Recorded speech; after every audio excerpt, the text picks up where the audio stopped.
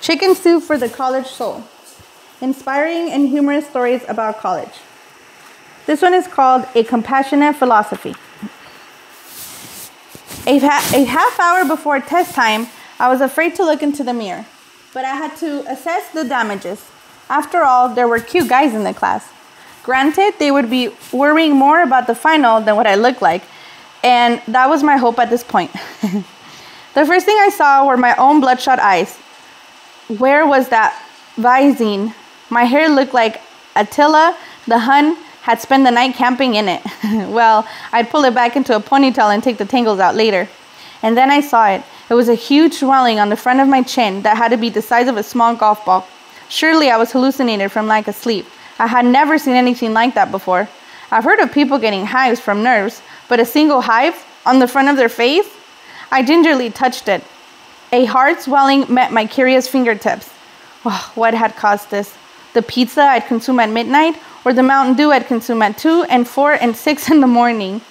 Perhaps it was the Captain Crunch at 3 or the candy bar at 5. My stomach had a strict policy. If I was going to keep it up all night, it insisted on being fed. How was I going to cover this up? I rummaged through all of my toiletries until I found my lone bandage, but there for emergencies. Well, this qualified as one. Oh no, that looked really stupid. How embarrassing. Oh well, no time to do anything else about it now. My philosophy final was waiting for me. My beleaguered brain had tried all night to grasp the arguments of different philosophies so that I could write them down on the essay test this morning. I loved to hear our philosophy professor in class. I could follow the arguments when he discussed them, but trying to formulate them on my own just wasn't happening. Perhaps the bump was a result of stress. I had to pass this final, or I would fail the class. And I couldn't fail the class, or I would have to take the college summer school sessions. And I couldn't go to summer school because I needed to work to help pay for my next fall's tuition. Swallowing the last gulp of flat Mountain Dew, I headed for class. I picked a seat that didn't directly face the clock. That would only make me more nervous. And God knew I had already used my adrenaline supply. Dr. Wenberg passed out the essay books while explaining the rules. We would have exactly 1 hour. My 2 pencils in hand, I waited for the signal. Begin. I closed my eyes, took a deep breath, and said a prayer. Please, God, help me remember all I've studied for this test. I looked over the questions. I could do this. I had to do this. I began writing. 20 minutes had gone by. I had been writing as fast as I could before I forgot the information. Oh, so far so good. But my eyes were so tired. They hurt so badly. They felt so heavy. I'd just rest them for a minute. I leaned my puffy chin on my hand. Someone sneezed. I came to with a start. What? I'd fallen asleep?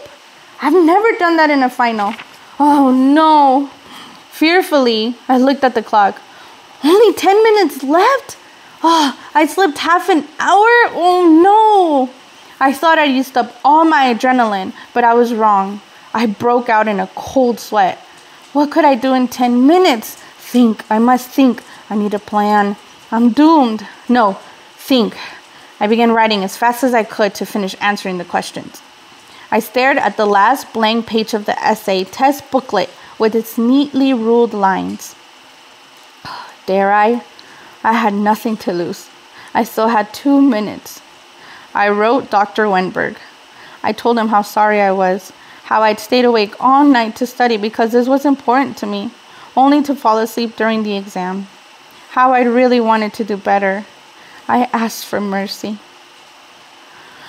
1 week later, I stood in front of the test board where the results would be posted.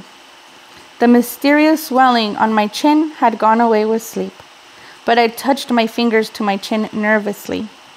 It wasn't coming back, was it? I stood awaiting my fate.